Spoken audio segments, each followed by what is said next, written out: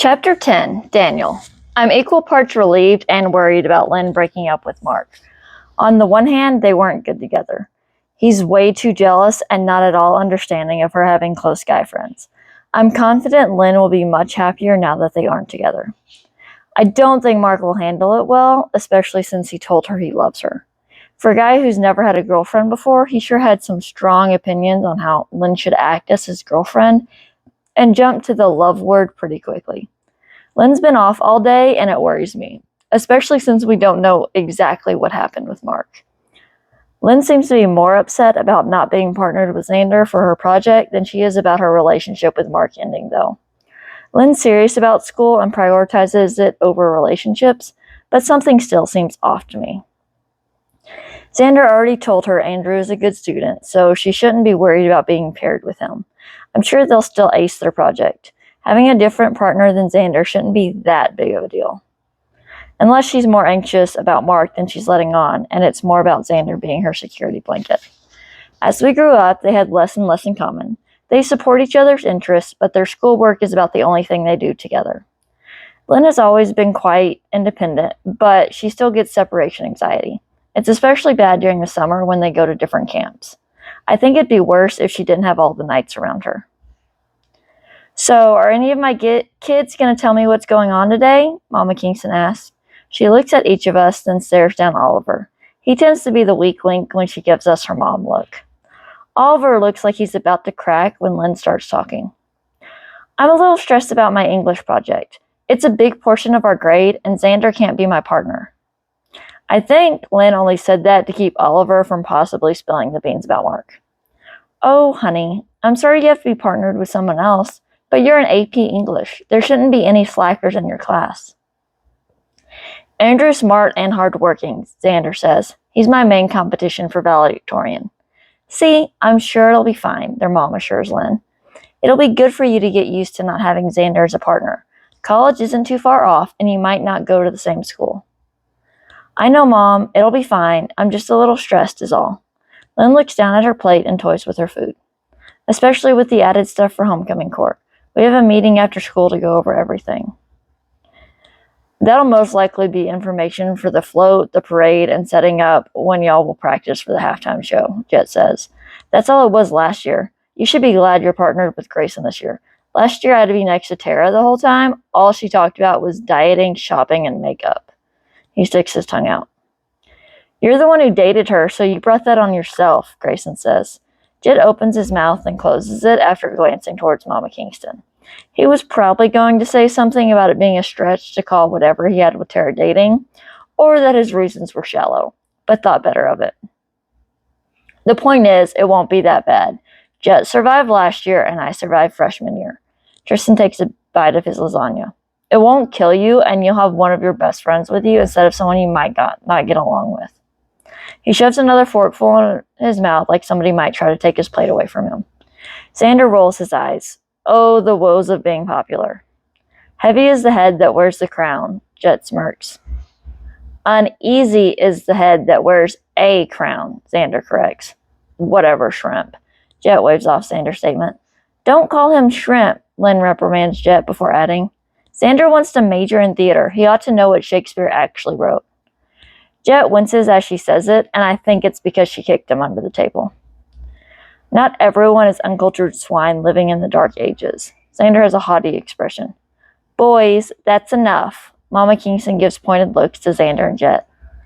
Yes, ma'am, they say in unison before looking down. Stella's phone rings and she excuses herself to answer the call. Can't y'all get along for one lunch? Lynn asks. Xander started it, Jet points across the table.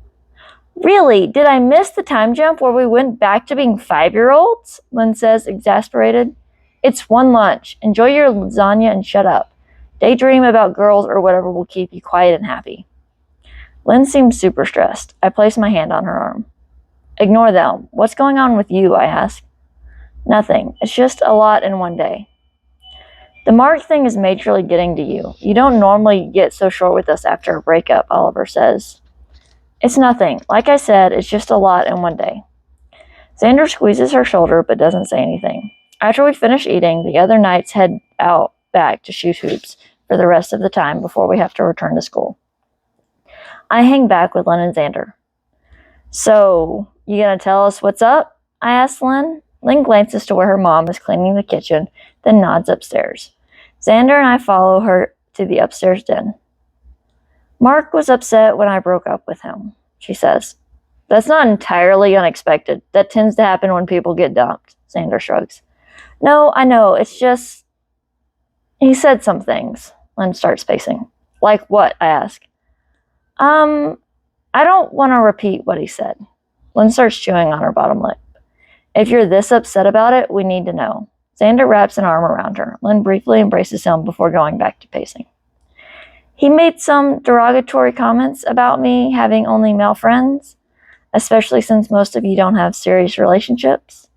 He implied that the nature of our relationship is why I was breaking up with him. Basically, he called you a slut and implied you're sleeping with all of the guys. Xander raises his eyebrows. He used different words, but yeah, Lynn shrugs, looking defeated. Anyone who knows you or us knows that's not true. He lashed out because he was angry. I reach out to stop her pacing and pull her into a bone-crushing hug. Lynn speaks into my chest without looking up. Yeah, but he still said it.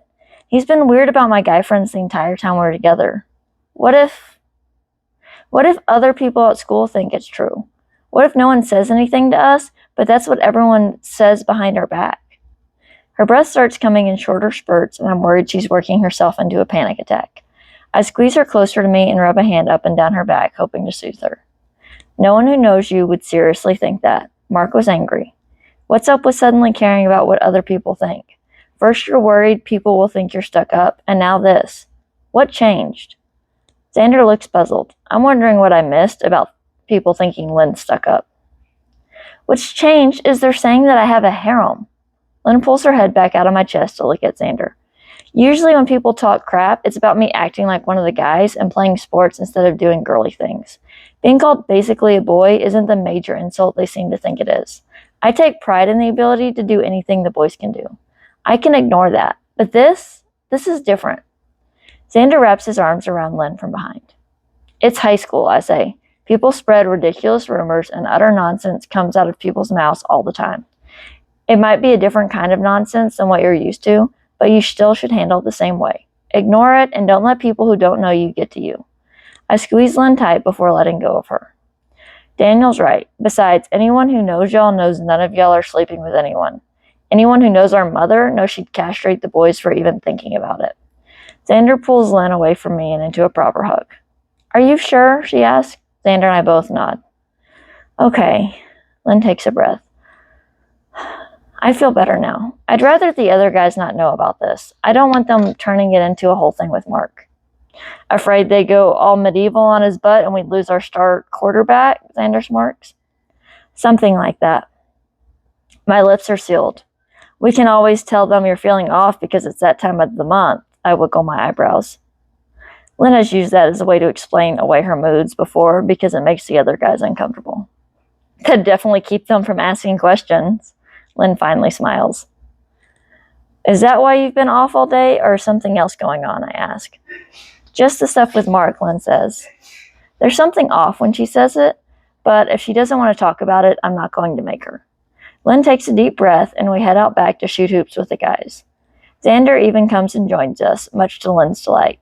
It has been years since he played on the team with us. Since I live next door and can see their basketball goal from my bedroom window, I sometimes find the twins shooting hoops together. It's usually something they do together when Lynn's avoiding whoever she most recently broke up with. However, it has been a long time since Xander has come to play when the Knights were here. Xander and Lynn's relationship sometimes makes me wish I had a sibling. My house is usually empty. Other times I feel like I have way too many brothers. Growing up, Mama Kingston always kept me when my parents were working. Now I'm old enough to stay on my own, but I'm at Lynn's house more often than not. I'm used to the controlled chaos of her house. I prefer dealing with all of her younger brothers to the solitude at my house. I don't know what I'd do without